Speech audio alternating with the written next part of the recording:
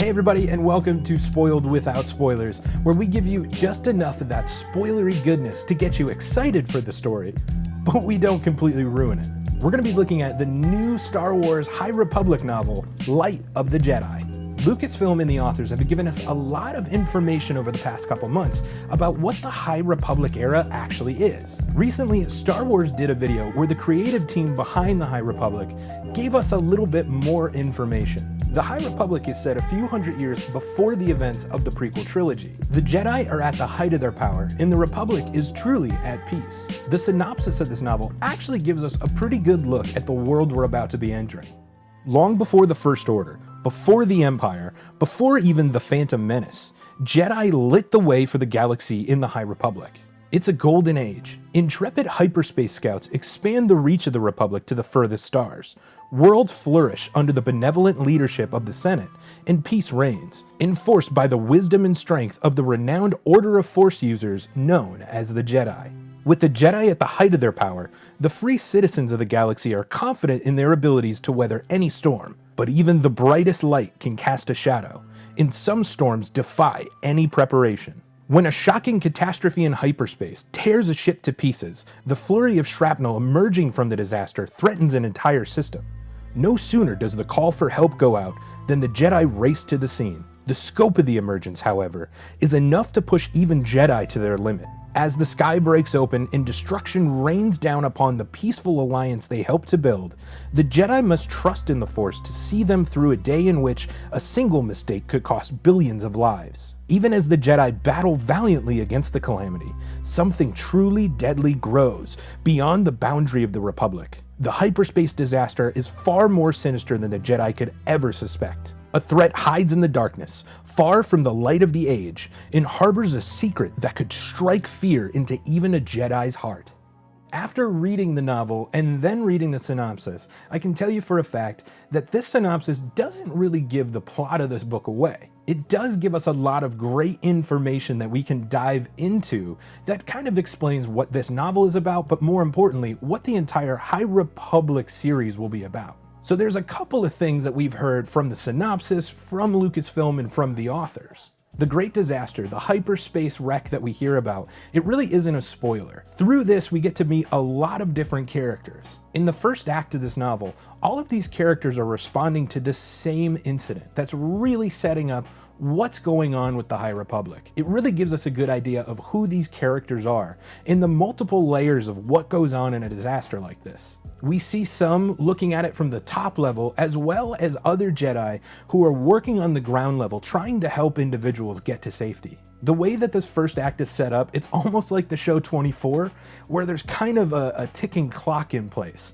We get to see all of these different events happen in relation to the time of this great disaster. There's a lot of great new Jedi in this story, and they all feel very distinct. Avar Kriss is one of the main Jedi that we meet, and a lot of what we deal with revolves around her. She's a very masterful Force user, and she definitely looks at the Force in a different way than we've ever seen in Star Wars before. She refers to the Force as a song, kind of almost hearing multiple Force users using the Force in harmony.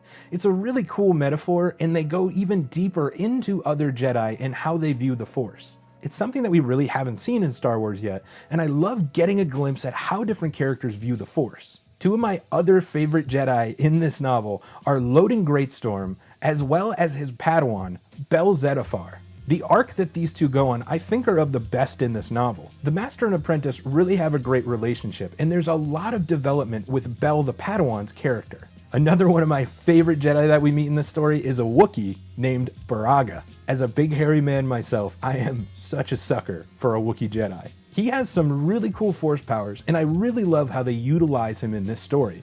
I'm hoping that we're going to get more and more of him as more of these High Republic novels and comics come out. There's also a new Chancellor in this story, and you can really tell that she is 180 degrees different than Palpatine. It's really great to see a Chancellor who actually cares about the Republic and the people who live within it. She's doing some really cool stuff in this novel, and it's going to be interesting to see how all of that plays out through the rest of the High Republic material. Now, one of the things that a lot of people are talking about is Yoda. Yoda doesn't actually make an appearance in this novel, but he is referenced a few times. We don't know too much about his rank in the Jedi Order, but we hear a lot of other Jedi really hold Yoda in high regard. While I was kind of bummed that he didn't show up in this novel, I was also pretty happy. It is good to have a story where Yoda really isn't involved, enough to give you just a little taste, but not enough that he overshadows the other characters that we're meeting for the first time. Now, the other aspect of the story are the villains. We've heard a little bit about them from the authors and from Lucasfilm, but we really get to dive into who they are and what they're doing. The Nihil are a really interesting group of characters. It's almost kind of like a mob or motorcycle club, but they got a lot of stuff underneath the surface. One of the things I was actually really surprised to find out after listening to the audiobook of this novel was that they're not called the Nihil, they're called the Nihil. Without spoiling too much, this is the group behind the Great Disaster, and we see them throughout the novel try to deal with the repercussions of what happened. It's a very interesting organization, and the way that they leave off in this novel really has me excited that these are the big bads for this whole High Republic series. There's a lot of cool Easter eggs in this novel, and I don't want to give too many away, but if you're looking for a couple little hints, look no further than the author himself, Charles Soule. I know him primarily from writing Star Wars comic books. I haven't really read much of his novels or anything else, and I believe that this is the first Star Wars novel that he's written. He does an absolutely fantastic job, and if you go back and look through the comic books and the stories that he's been a part of, you might see some ties in this novel. There's also some really cool backstory regarding Bacta. I wasn't expecting this at all, but I'm really hoping that this plays a bigger role into what we have going forward. If you're a hardcore Star Wars fan, you're definitely going to pick up some of the planets that are referenced in this novel. As well, there's even some family ties to characters that we know, and it's really cool to see them weave that into the story. It's nothing that'll take you out of the story, but it really helps believe and cement that you are in the Star Wars universe. Love them or hate them, Gungans are back in this story, and they do play a cool role in a way that we really haven't seen before. Now, like I said before, we get a bunch of expansion on the Jedi, but one of the really cool things that I found in this novel was the Jedi ships that they use. They're very bare bones, and they really rely on the Force to do a lot of the work for them. As well, it's pretty cool how they integrate their lightsabers into the ship. I'll leave that for you to find in the novel. They also mentioned some cool things that I think tie to the sequel trilogy, specifically Leia floating in space. So keep an eye out for that nod. I do think that that does give it a little more value and makes that scene in that movie just a touch better for me. The last little Easter egg that I'll leave you with, if you've read the Ahsoka novel or you're a big Ahsoka Tano fan, you're gonna really love one of the plot points in this story. Now, don't get too excited because it's not a huge tie, but it's really cool to see how her story has influenced the authors and some of the characters in this story. Overall, I really like this book. I think that the beginning half was maybe stronger than the middle, but it definitely comes back at the end.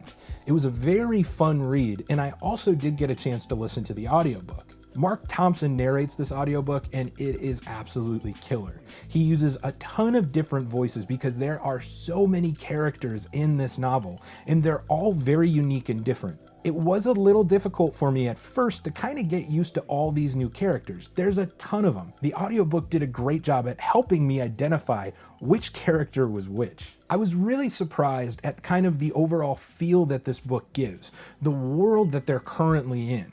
It's not that far off from what we know in the original trilogy, the prequel trilogy, as well as the sequel trilogy. That's not to say that there wasn't a big difference, because the Jedi definitely felt different. They felt more comfortable in themselves. They didn't feel so strict, but they didn't feel so loosey-goosey that anything was happening. It really does feel like they are at the height of their powers, and they truly have a handle on what's going on. The book definitely gives me some Legends vibes, which is good, but it's not a direct copy of the Old Republic. So if you were expecting more of an Old Republic feel, this definitely is its own thing. Once Lucasfilm actually decides to dive into the Old Republic, I do feel that the High Republic is going to be a good transition point from that to what we currently have in Star Wars. This book does a lot of heavy lifting for setup for what's to come in the High Republic, and I think that Charles Soule absolutely nailed it. But that's not all it does. There is a great self-contained story within this novel. Now, while I really like the book, I did drift a little bit though in the middle. The beginning is really strong and really great. The middle kind of sags for me, but the end really picks it back up and gives a great conclusion to the story while leaving me with tons and tons of questions about what we're going to be experiencing going forward. The way that this book leaves off is really kind of like A New Hope. We wrap things up in a really nice way, but there's also a lot of stuff moving forward. I can definitely see why they wanted to do it this way. The Nihil are going to matter going forward, and I am really excited to see how they're going to be utilized in the rest of this series. In all, this book is a great way to start off the High Republic. I'm really impressed by what they're doing, and I'm really excited to see what we have moving forward. I see a lot more world building in our future, and I do think that there's going to be a lot of connections from what we know in the current era of Star Wars to the High Republic. I feel like we're going to get a lot of looks into the Force, and I'm very excited to know more. The closer we get to the Old Republic, I feel like the more Force lore we're going to get. I'll take this for now, but I'm definitely interested in seeing how the Jedi of the High Republic view the Force and how they utilize it every day. There's been rumors out there about an animated show, and I definitely think that after reading this novel, it is prime for that. I would really love to see a lot of the characters that we meet in this novel and that we're going to meet in all of the future material be animated in a series. I think that would be really good for all of us hardcore Star Wars fans. And to be able to see these characters move, to give them a voice, I think will really help us connect to a lot of them. I really do want to encourage you guys to go out and either read this novel or listen to the audiobook. I'm going to be getting to all of the High Republic stuff and doing it in this spoilery, not spoiler format. So if you guys like that, make sure to like this video. Also, please make sure to leave us a comment if I missed anything in this video, or if there's anything else that you want me to keep an eye out for as we move through the rest of the High Republic. As well, make sure to subscribe to the channel if you want to see more of these reviews, or if you want to see some of our Canon Timeline binge series. You can also find us on Instagram at Canon Collector. Thank you all for watching this video. We really do hope you enjoy what we have coming out for you, and we really hope that you go and experience the High Republic for yourself. Thank you guys for checking out this first spoiled without spoilers video. We really hope that you enjoy it, and we hope to bring you a bunch more. As always, guys, may the spires keep you, and may the Force be with you.